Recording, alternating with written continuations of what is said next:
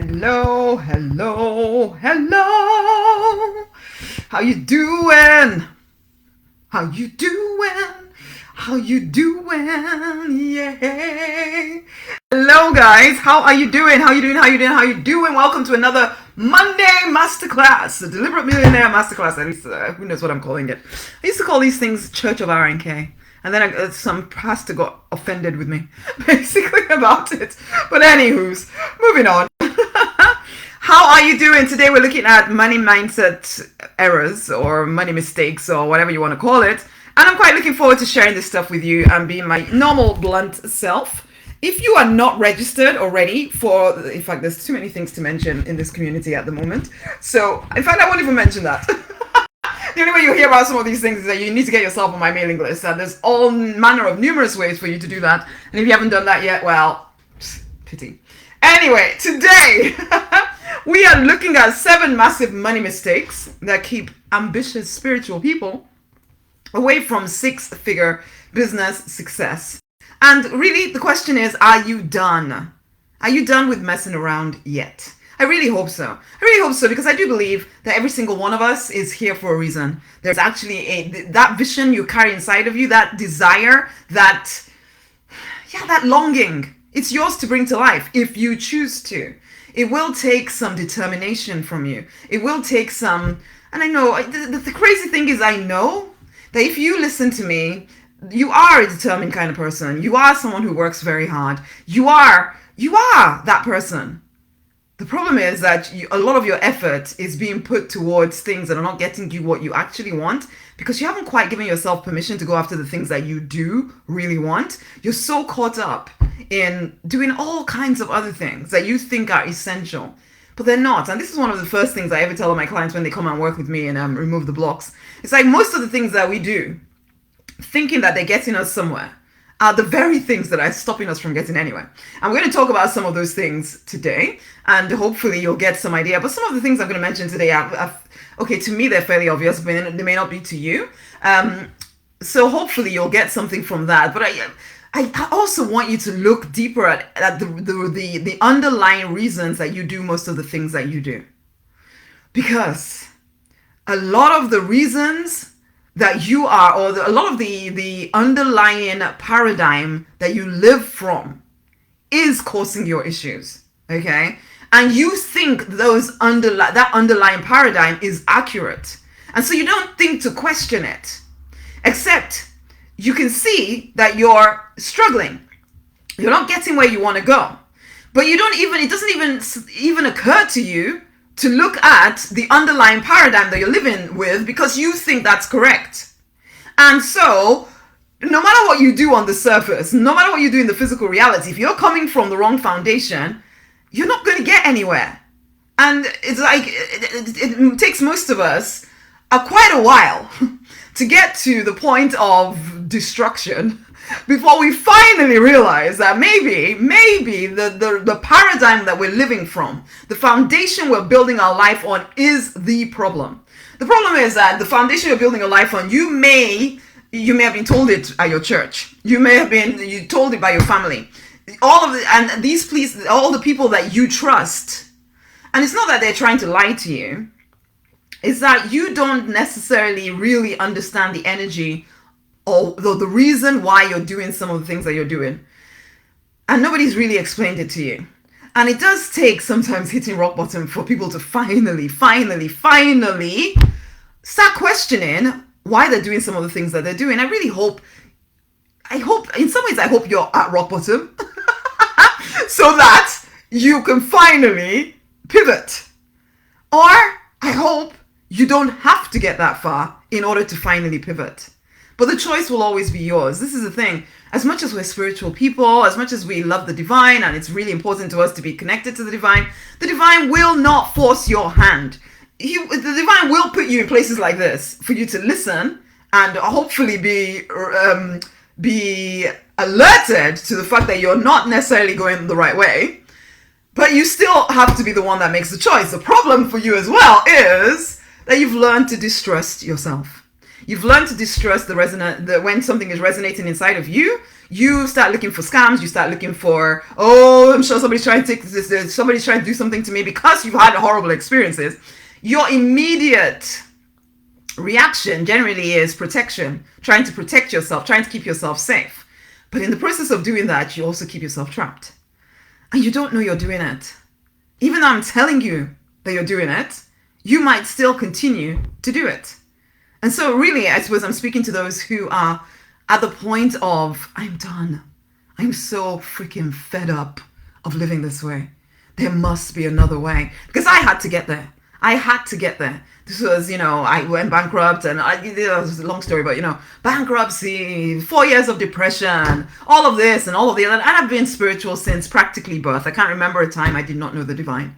And yet, there was the temptation to blame the divine. And in fact, I did for a very long time. I felt like a victim of the divine for a very long time. I felt like, how can I, who have known the divine forever, how can I be going through this? And some of you feel that way, quite resentful about the divine. But if you're anything like I used to be, you're even a little bit scared to say that out loud because you're worried that you're going to be punished even more.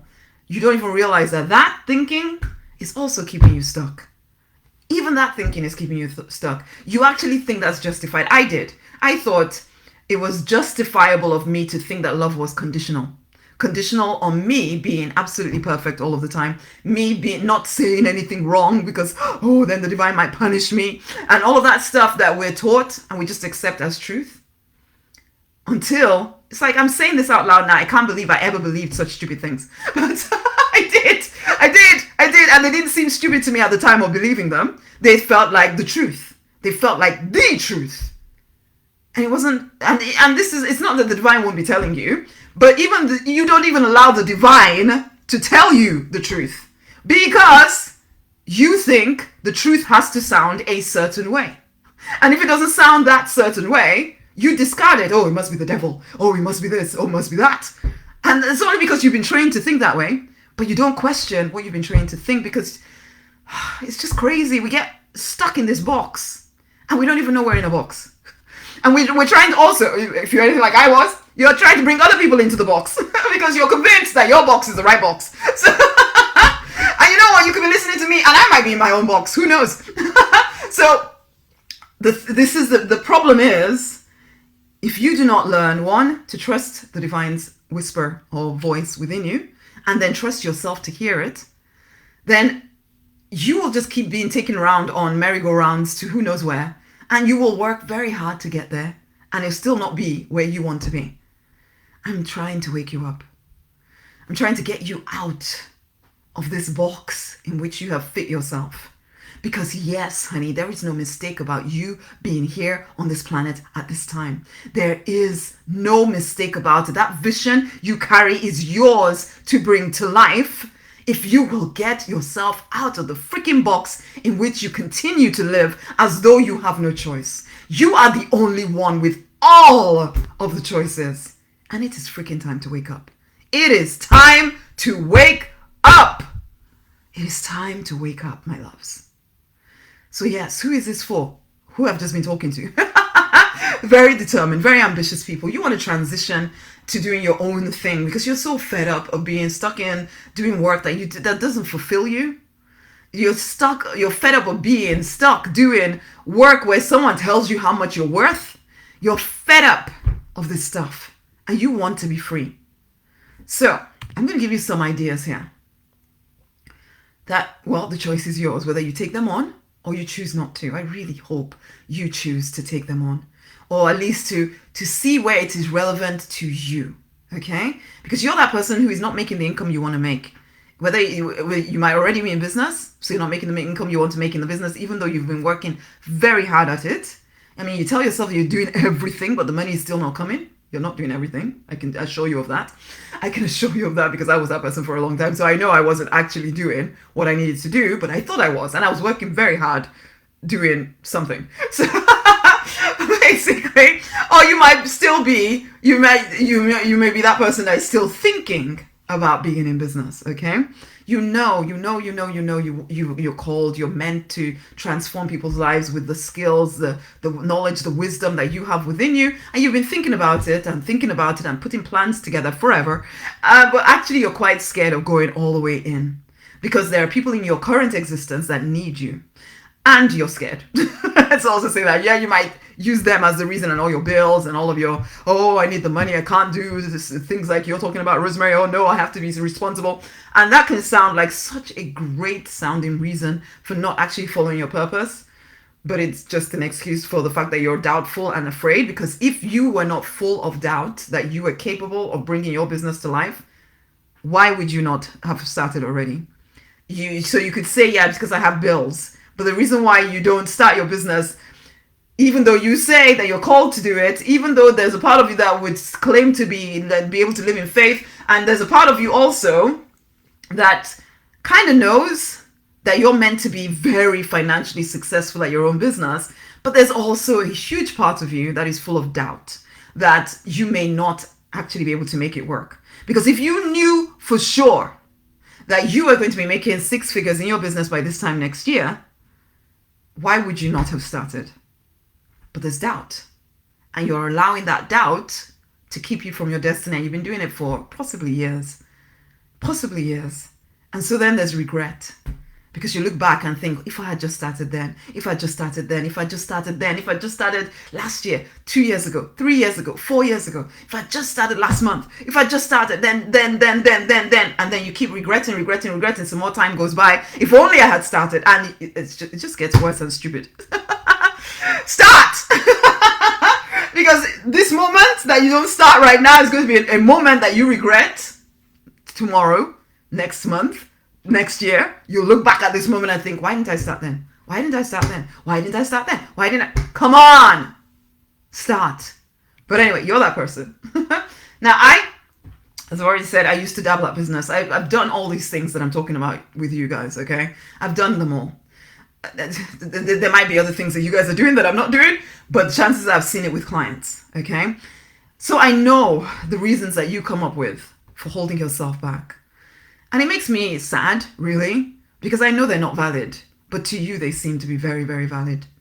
And I know I went through a phase in my life where, yeah, all these reasons seemed so valid. I was a weird blend of African and English. Well, I suppose I'm completely African, as in my parents are African, as in Nigerian. But then I was born in the UK. And then I've kind of always felt torn between these. Am I black enough? Am I white enough? Who knows? Basically, my family would say I'm not black enough. I'm obviously not white. So who am I? And I decided, you know what? I don't need to be either. I can just be me. I can be me. Okay. And so I decided to be me ultimately. But yes, I was that person. And we grew up with the facade of wealth, with my mom struggling to maintain this facade because my father had this car accident. He was very well off when he was at his prime, and he'd worked his way up. He was first generation immigrant and all of that. And he'd worked his way up to being like the second in command in this huge pharmaceutical firm.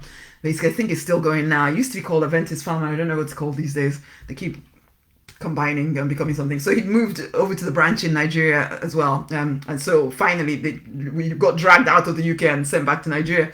At which point, although within about 2 years or so, he had this car accident that broke his spine and left him paralyzed from his neck down. Now in Nigeria, nobody knows what to do with you if you're disabled. So given enough after a year in the hospital, which thankfully the company funded for him to get as good as he could get with a broken spine, and then he was sent home and made redundant because, as I say, they didn't know what to do with him. So our life really shifted.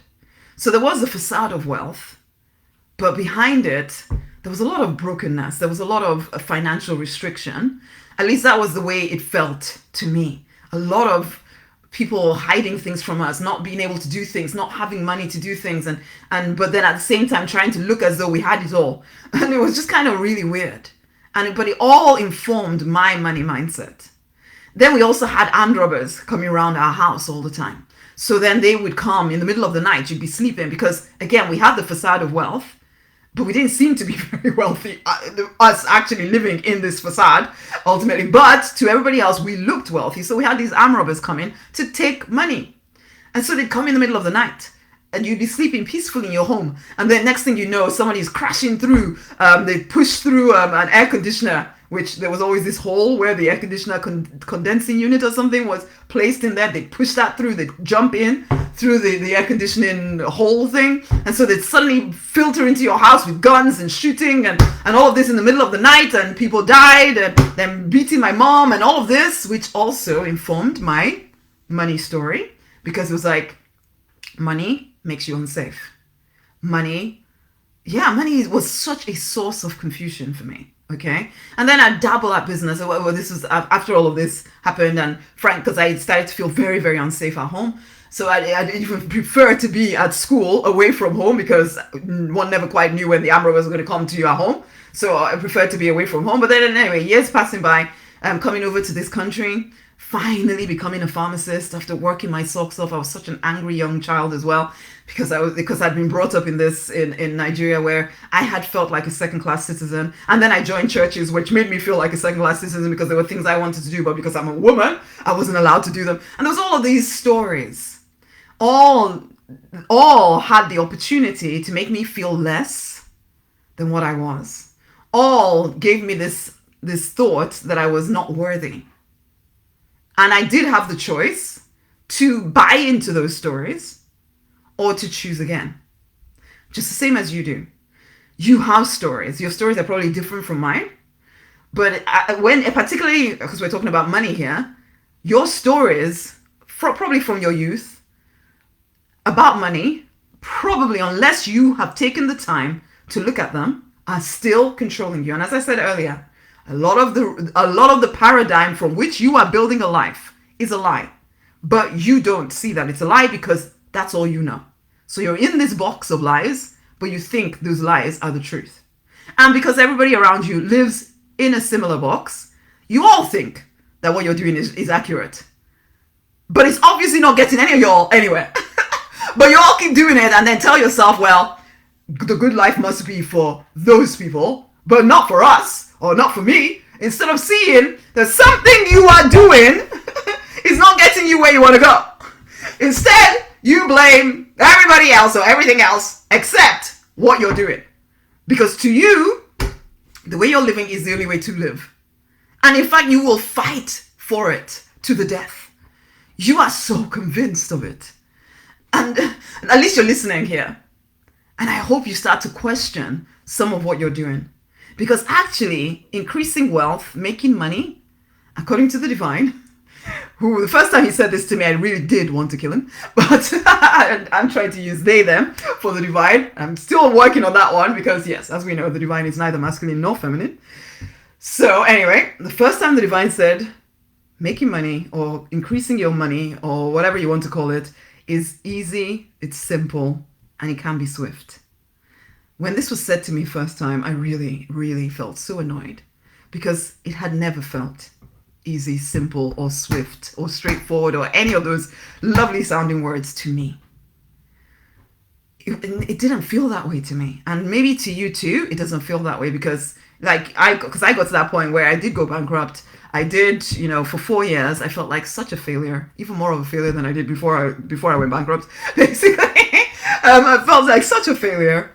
And I really did believe that the good life that the self-help books talk about, the spiritual help, spiritual growth books, Christian books, all of that, Bible even talks about all those promises, everything was for somebody else. It was not for people like me. That was the way I felt. And I told myself in that 4-year period, you're just going to have to settle for being a pharmacist. It's not that bad. This is just the way it is. And this is obviously what God wants for you. So trying to push through other doors, it must not be the will of God. And this is how we all blame the divine for our own failure to see that something we are doing ain't freaking working. But we don't see that. Instead, it's the divine's fault. And we don't say it's the divine's fault. We say it's not the will of God. It must not be the will of God for me to do this. It must this. And we make it sound, as we're spiritual people, right? So we make it sound really, really holy, really spiritual. So then we can tell ourselves, I will be content with with whatever circumstance I find myself in. And we tell ourselves in such a way that it makes us feel as though we are justified, we are right for believing that life in all its abundance is for everyone else, but not for us. Nonsense. You are not the exception to the rule. You are not the exception to universal law. Financial abundance is your divine right if you will freaking claim it. But the divine is not going to force you. The divine will not make you. The divine will put you in places like this to hear what you need to hear, but you are still the one that has to act upon it. So you can continue to buy into the stories and the noise and the nonsense that you've bought into, or you can choose again. The choice is yours. I had to choose again. I had to, I had all kinds of stories. I mean, even the accident that my father had, I was told as a 6-7-year-old, and in Nigeria, for goodness sake, that it was black magic that someone had done against my dad that had caused him to have this accident. Now, maybe it was, maybe it wasn't, who knows? Well, if you don't come from the culture that I come from, you probably think, of course it wasn't that. But whichever way, ultimately, I believed that until my 30s, when the divine brought it to my attention again and said, do you realize that from the time you were 7 or whenever the accident happened, 7, 8 years old, you have believed that black magic is more powerful than me. This was the divine saying this. And so you've never been able to trust me because you believed, because of what you were told at 7 or 8, that black magic had cut your father down. That must mean that black magic is more powerful than the divine. I didn't realize I had been believing that for over 20 years and living from that false paradigm. But it was just my normal life. I hadn't even thought to question it until it was brought to my attention and I was ready to hear. For some of you, maybe you're ready to hear something different today. I hope you are, because I will be talking about a few different things here, some of which will be relevant to you, some of which may not be. In which case, if you are that person who has been working very hard and you want to live in your purpose, but you can't seem to break through some income barrier, no matter what you do, or maybe you recognize that you just seem to be sabotaging yourself all the time, but you can't figure out why or what to do about it, then honey, yeah, the invitation is going to be made to you to come. Let's have a conversation, you and I, in what I call the prophetic intuitive mentoring session. And the link is around the video. On Instagram, you might have to send me a message of mentoring, or say you want to find out more about the PIM session, PIMS, PIMS. So send me the word PIMS, and then I will get the link over to you. But that might be something you need to do, because yes, I'm going to talk about a few different things here, and they will probably, for most of y'all listening, you will hear something that resonates with you. And it's time to then start, okay, maybe I am doing this thing. I need change. And then you can start looking at the next step, because if you're not even aware that there's a problem, how can you do anything to handle it? But let's look and see. Anyway, so I had all these issues. Fear around money, wondering whether the divine wanted me to have it, blah, blah, all the reasons that most of y'all come up with and beyond. I had to wake up. I had to finally wake up and realize I am the authority in my life. The divine is never going to force me to do anything. The divine will hint, guide me. Oh no, you can pray, and the divine will guide you where you can get answers, guide you, because sometimes we're not ready to hear. And he'll keep pointing you in the direction to get answers, but you are still the one that has to make the move.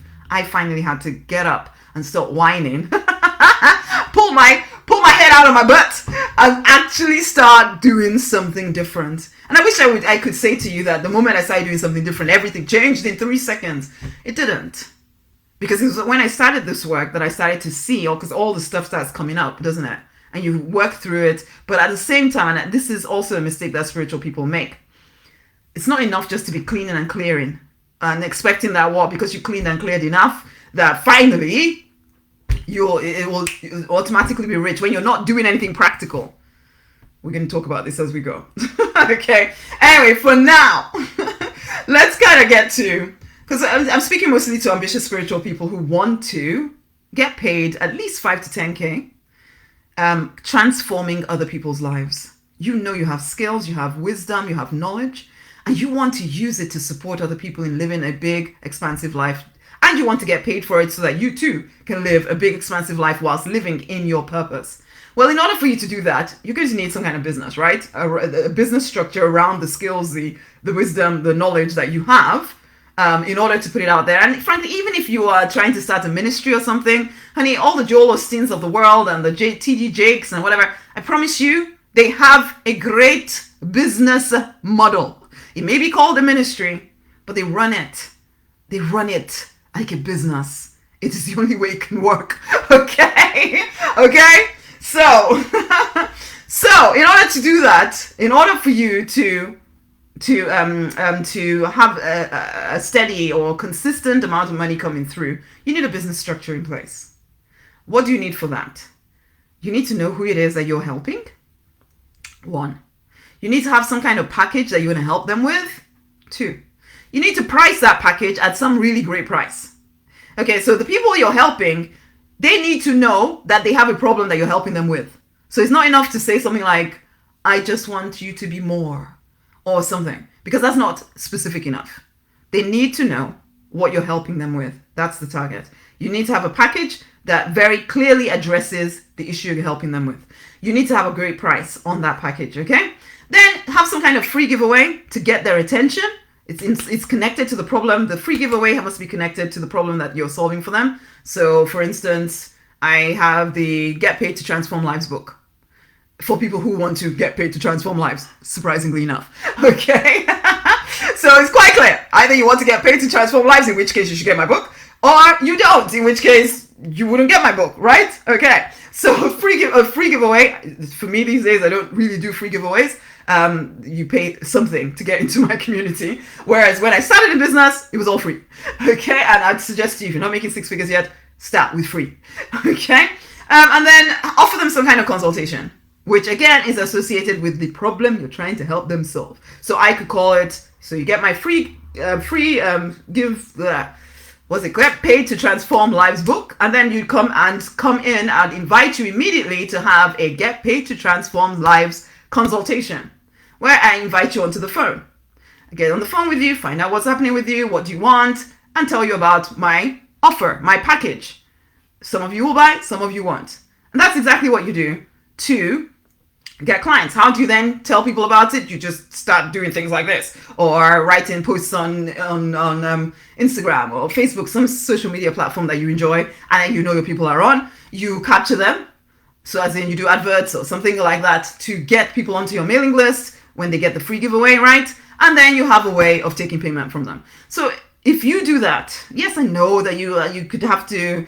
The first time you try and put all these things in place, it might seem a little bit like, oh my God, I've never done this before. So what? You've done new things before, right? Okay, so you do all of that. Now, for some of you, you're already doing all of that. For some of you, you're pausing at one stage or the other because of all kinds of reasons. For some of you, you're not even sure what I'm talking about yet. And that's fine, except it sounds good, in which case, get a copy of my book, Get Paid to Transform Lives. It breaks it all down for you. But today we're looking at what will stop you from making money once you have these things in place. Because the things that I just talked about, actually you can do within one day. Really. But if you've never done it before, I can give you a month. In fact, if you were originally, I'd work with people for 6 weeks. In 6 weeks, you should be able to get it all set up. Unless you have issues under the surface. That's what we're talking about here. Because if you have these, what I would call blocks, we'll call them money blocks for today, you will distract yourself from doing the simple stuff. You'll make it seem complicated. You'll make it seem impossible. You'll make it feel as if I can't do it. I've tried everything. And you will believe what you're saying to yourself. But it's not true. And you'll try to say something like that to me and I'll tell you it's not true. But you may not believe me because you have these blocks inside of you that are so convinced. You are so convinced that what you're talking about is true. So you'll justify it all to yourself while feeling very helpless, very fed up because you have these blocks. But honey, it's not the truth. It's not the truth. The actual building of a business is very simple, very straightforward. Once you've done it once, You can do it and do it and do it and do it. It's like learning to walk. Yes, it feels hard. Well, we don't remember, but okay, learning to drive. The first time it feels hard and then you master it. But if you're telling yourself the story that I can never learn to drive, or you get panicked every time you try and get behind the wheel, or something like that, then suddenly something that is quite simple to do becomes this insurmountable problem. And we're going to talk about some of those areas where it becomes insurmountable. Okay, so let's talk about that. As I said already, financial abundance is your divine right. So anything that convinces you to stay in financial restriction is a lie. No matter how legitimate it may seem, it's a lie. Number one, money myth. You think, and I've kind of mentioned this, but there might be a part of you, and sometimes it's a very subtle part of you, because we're very practical, action-oriented people in this community. However, there might be a part of you that thinks that there is some kind of magical button that is just for spiritual people. That if you pray and affirm enough, that it should all just work somehow. And so you've done a lot of praying and tithing and giving and attending all your, spiritual religious services and doing all the spiritual work and all of this. And you're waiting for that magic button to happen. You're waiting for the miracle. And miracles do happen. I'm not going to lie. Miracles happen. I've found money in all kinds of different places out of nowhere. Things have happened. And, when I'm teaching people how to open up their, let's say, spiritual energy, call it whatever you will, most of them, if not all of them, have some kind of unexpected income influx.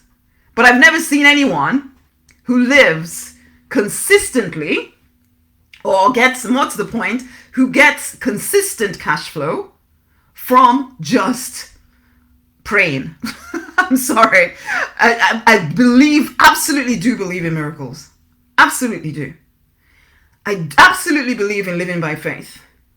But I also very much believe that we are we're divine beings having a human experience. So as much as we need to do the divine stuff, or the non-seeing stuff like praying and affirming and all of that stuff, we must take practical action to build an actual business structure. There's so many ambitious spiritual entrepreneurs out there who do not have any kind of business structure in place. They have no practical strategy. They just kind of wing it and prayer in it, hoping that if they just keep showing up, then, I'm living my purpose, aren't I? So it will all work. It doesn't work that way.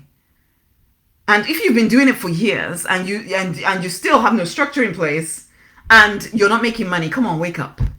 Wake up. There's no magical spiritual button here. Just because you know the divine does not exempt you from doing practical things that need to be done to grow an actual business. Yeah, there's going to be miracles here and there and everywhere. And you'll probably find that you're always just surviving because you will always be taken care of. But you're not doing what is necessary to come into abundance. There is a part that you need to play. Stop just waiting for miracles. You can't exempt yourself from building an actual business. You can't. Well, you can, but you'll just end up struggling forever. The manifesting thing, it is amazing. Law of attraction, lovely. Law of increase, yes! Financial abundance, your divine right, absolutely. If you will create room for it. If you will allow it to come through. So it's like, get that book, Get Paid to Transform Lives. You'd have to comment Biz or something or to get it. And it will give you a strategy. Apply the freaking strategy. Oh, come work with me. I'll help you. So that's number one. Stop waiting for magical spiritual buttons. They don't exist. You can have the occasional miracle, but ultimately you are the miracle. You putting stuff together in some kind of structure so that there's some consistency happening in your business will also lead to consistent income coming through. Okay? Number two, money myth. For today anyway. There's this feeling that spiritual people have that if it doesn't manifest in the way that you expected that it would, in the time frame that it was supposed to, then there must be something to heal within you. I agree. There probably is something. After all, that's what we're talking about here. I agree that there are things to heal. But I also I know that you cannot just keep healing forever and expecting that if I just heal enough, that at some point I would have healed that magical something, and then the floodgates will open and in will flow all the money. Basically, again, we're back to the whole spiritual, magic bullet thing here. Or we're at that place where you think you have to be perfect in order to create money. You have to be so good. You tell yourself this story that it's only the really good spiritual people that will somehow be, and you don't realize you've been telling yourself this story. You might even be one of these Christians expecting the wealth of the unrighteous to come flowing into to the righteous. You'll be waiting forever. Basically, because usually the unrighteous are busy building actual businesses while the righteous are busy sitting around hoping that somebody else will have built all of this money and it will somehow come to them. Yeah, right. You cannot plant apple seed and get orange. Okay? You can't. So if you're planting financial restriction, you will get financial restriction. If you plant financial abundance, which means do what is necessary to build an actual successful business, you will get an actual successful business. That's it. It's not about whether you're worthy or not. Money does not freaking care whether you are worthy or not. Universal law doesn't care whether you're worthy or not. If you will do what needs to be done to make money, you will make money. Open your eyes. The people that you're probably judging as unrighteous are making freaking more money than you. Why? Because they are obeying universal law, whereas you know of universal law and you are not doing it. Okay? Okay? Do you hear what I'm saying here? Because to know and not to do is frankly not to know. You can be the closest person to the divine. You could be so close that, when people come near you, they fall under the power of love and spirit. And still, you can be broke because you haven't chosen to do what needs to be done to keep consistently welcoming money in. You're probably telling yourself some random story. For the most part, for ambitious spiritual people who are not making the money they want to make, or are making it but doing something else they don't want to do in order to make some kind of money, whereas they would really love to be living in their purpose but can't figure out how to make it in their purpose, it's because you don't think you're worthy, or you think you have to be perfect, you think you have to be really nice or really something, and the divine is somehow checking boxes and are you good enough, and then he'll give you this blessing, and if it doesn't work it's because you sinned or because you did something. It's a nonsense of a nonsense of a nonsense of a nonsense. So for goodness sake, I'm not saying that we need to be drug dealers, but drug dealers are making money. They're making money. Why? Because they're providing a service that people want. Whether they should be or not is a different thing altogether. But who cares? They're obeying the law. The more people you serve, the more money you make. Okay? And service doesn't always look like what you think it looks like, as we will talk about soon, basically. But open your eyes. All the people you think should maybe not be earning that much money are earning more than you. Why? Because they don't care about the things that you're judging yourself for and trying to be super perfect and trying to clear this and clear the other. Wake up. What you think matters doesn't actually matter. Number 3, you have a hidden agenda. You are a nice, lovely, purpose-driven soul. Okay? You want to help everyone. And so you create, if you're in business, or even if you're not, you're probably creating lots of good things, or you're helping people in all kinds of wonderful ways. But you're doing it at really stupid prices, or no price at all. But you tell yourself that the divine told you to give everything away for free. Or you tell yourself, if I belong to a church where it was wrong for you to make money from the gifts that God has given you. What nonsense. What nonsense. So what? I'm supposed to be making money? Although I believed it at the time. I must admit, I believed it at one point. So I'm supposed to make money from doing things I didn't want to do, but I wasn't allowed to make money doing what I did want to do. Doing what I was gifted to do. How does that make sense? I mean, some of you might even listen to me and still think what I used to think. You'll still think, oh, well, God gave it to me for free, so therefore I should give it away for free. Nonsense of a nonsense of a nonsense. We live in a world where money is necessary. Money is needed to live. Why do you think the divine would give you something, would gift you with an ability, a skill, with knowledge, with wisdom that you're now not allowed to use to live well with? It doesn't make sense. At least it doesn't make sense to me now. For some reason, it made sense to me before, and it might make sense to you as well. I would ask you to question yourself. If you're that person who is maybe in business and everyone loves you, they like your posts, they even share your posts, they love everything you have to say, they talk about you to their friends about how wonderful this is, but they're not buying from you. Honey, you need to question, what is your hidden agenda? Is your agenda actually to be liked? Because you're winning at being liked, but you are not winning at building a successful business because you haven't made the decision to build one. You tell yourself that if you just keep showing up and just keep loving all your people, it will absolutely happen finally. The divine will come through for you finally. But you're getting more and more tired. You're beginning to doubt your own vision, okay, and your work, whether your work even has any value. You begin to wonder. Lots of people love you, they like you, they comment, they share, they everything, but you still are broke. You need to ask yourself, what is my true agenda here? What is my true agenda here?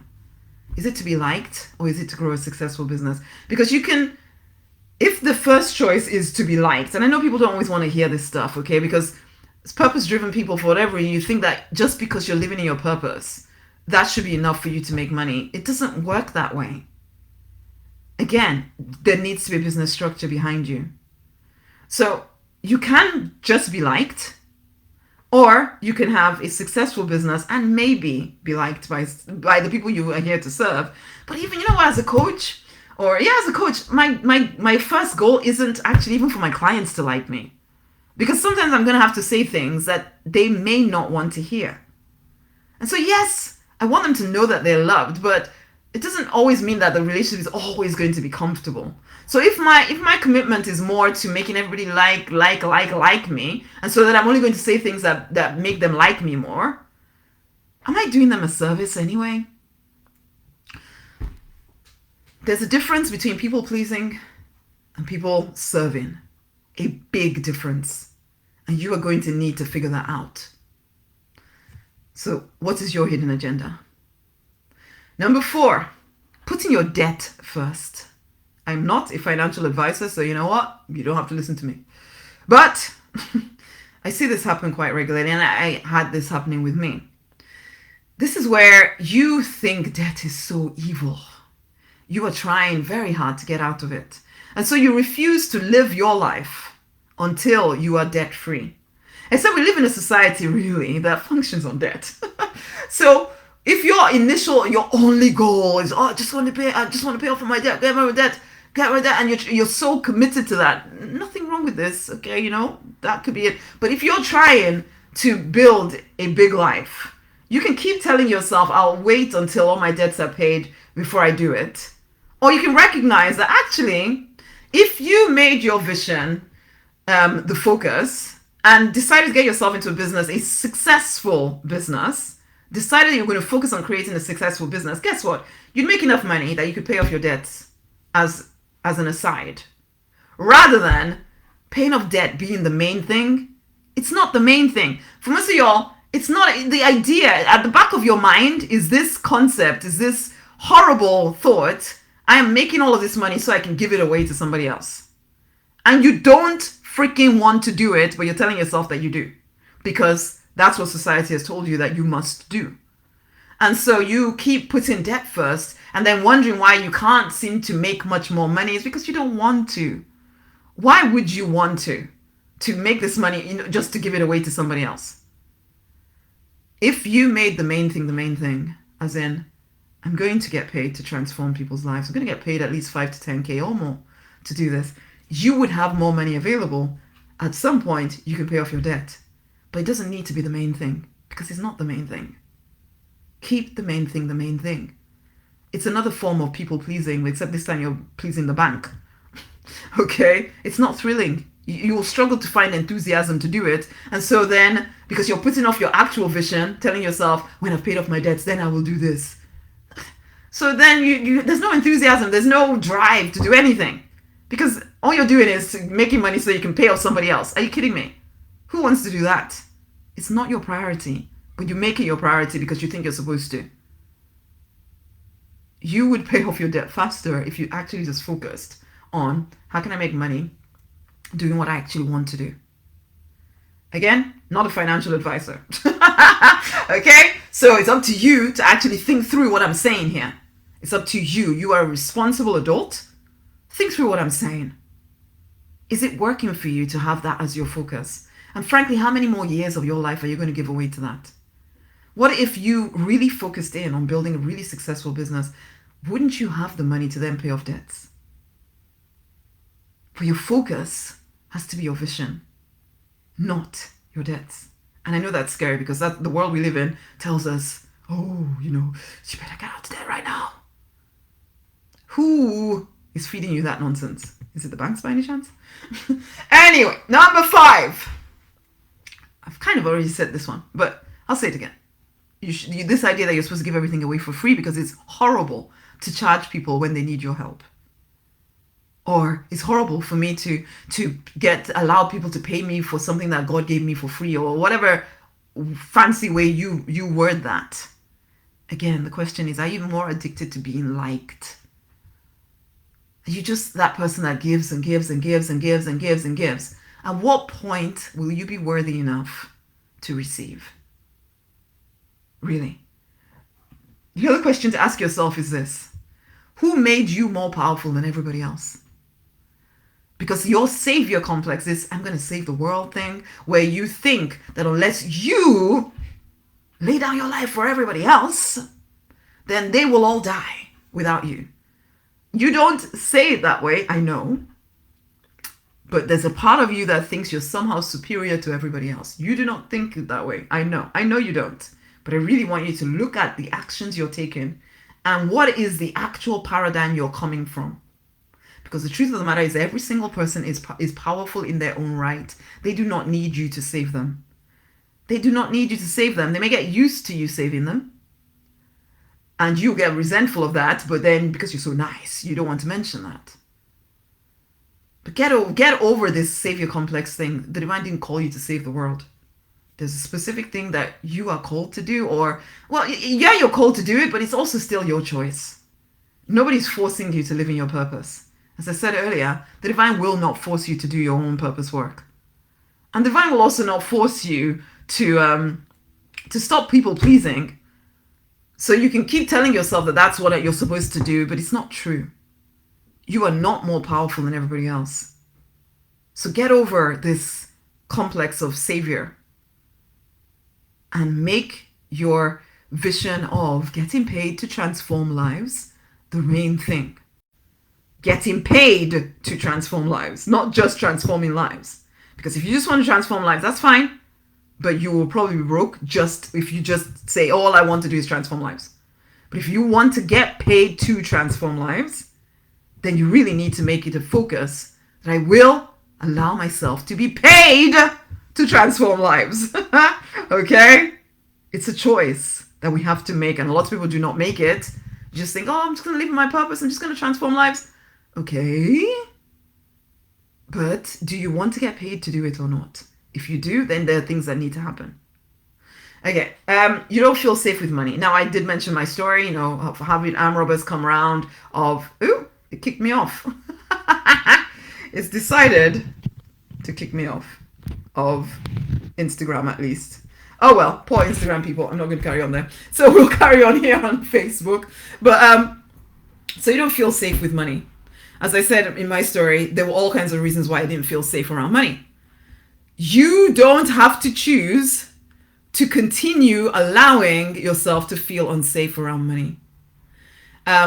But if you do, if there's some kind of reason the way you feel as though money is unsafe for you, you will get rid of it as soon as you keep it, as soon as you get it. And that's what I was doing. I'd make money, I'd lose it. In fact, I'd somehow spend even more than I made. Okay? That's if you will even allow yourself to make money in the first place. Because there's a part of you thinking that if you make money, then somebody's going to come and hurt you. It's just unsafe. That doesn't help you get where you want to go.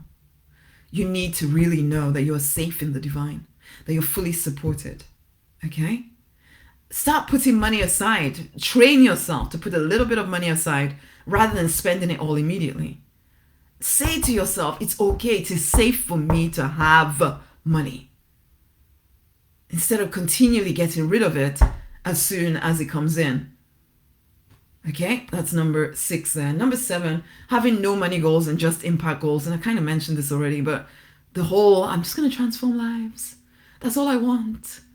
But then it's like, yeah, but what is your money goal? And I've had people on the phone where this happens, and I'm asking them, so how much you want to make? Oh, I don't really think about money in that way. I just know that I want it. It's like, honey, seriously, we're on the phone because you said you wanted a business, right? Let's be honest about what you actually want. Okay? Now, some of this, the reason why people do this is because they don't want to be disappointed.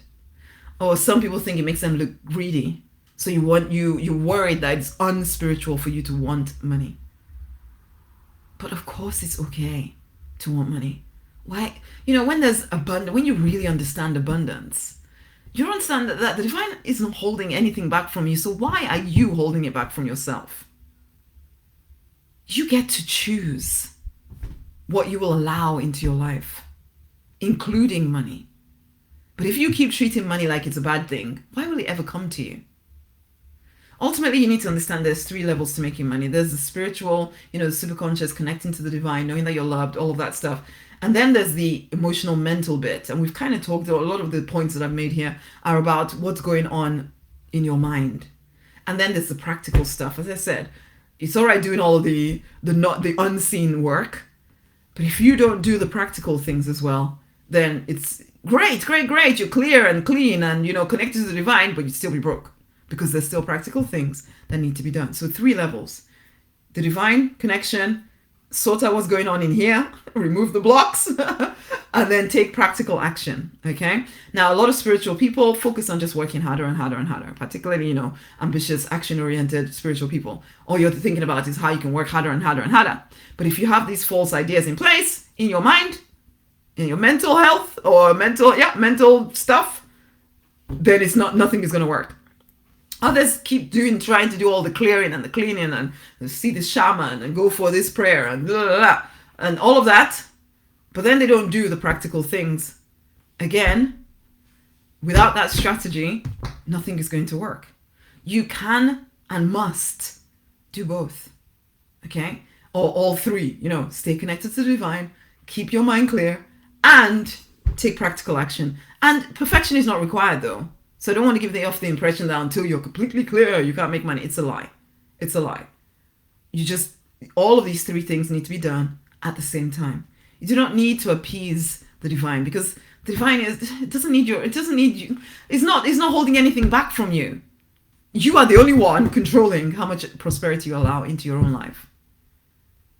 So it's time to stop the madness. You do need a personal kind of plan for yourself, what is going on with you. And it needs to include all these 3 aspects of money. So how can you do that? I strongly urge you, if you've been struggling to make money whilst living in your purpose, and you're ready for change, if you're ready to make this year the year that things change for you, then invest in working with somebody else. Because obviously, if you knew how to do it alone, you'd already be doing it.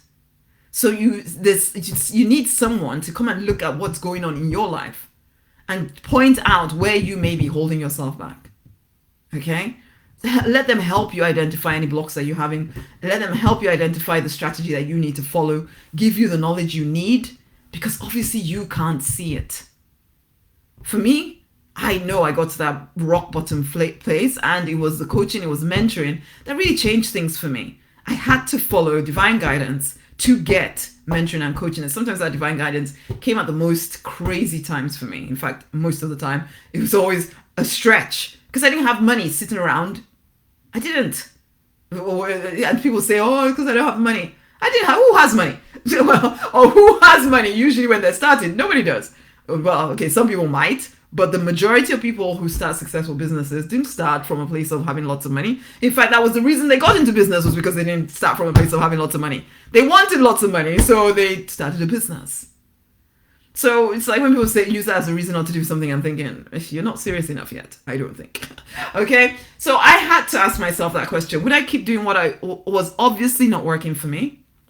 Or would I invest in myself? And it was scary. It was scary. It was freaking scary. But I did. I invested in myself. I did what I paid something like £10,000 for that first year. And I did what the guy told me to do. I did it all. I was scared silly, but I did it. And by the end of that year, I'd gotten that money back. And within 6 months of finishing that program and working with another coach, I had started making multi-six figures in my business, as well as left or was on the process of leaving pharmacy because I didn't need to do that anymore. But it was because I got serious and I got support and then actually, followed through with what they were telling me to do. Okay? For some of you, that's exactly what you need. And that's why I've made it available. As I said, the prophetic intuitive mentoring session is a place to start. I'm not going to say it's a place to stop, but it's a place to start. Let's start to clarify what is getting in your way. And then once you've done that with me, I will point you in the direction. If there's something else that we need to do, then I'll point you in that direction. Or get a copy of the book. Come onto my mailing list. You'll see the different things that I'm doing. If you resonate with the way I speak, what I'm talking about, then come into my mailing list. You'll find out the different things that I'm doing. You can come and take part in them. Or let's have this one-on-one session. As I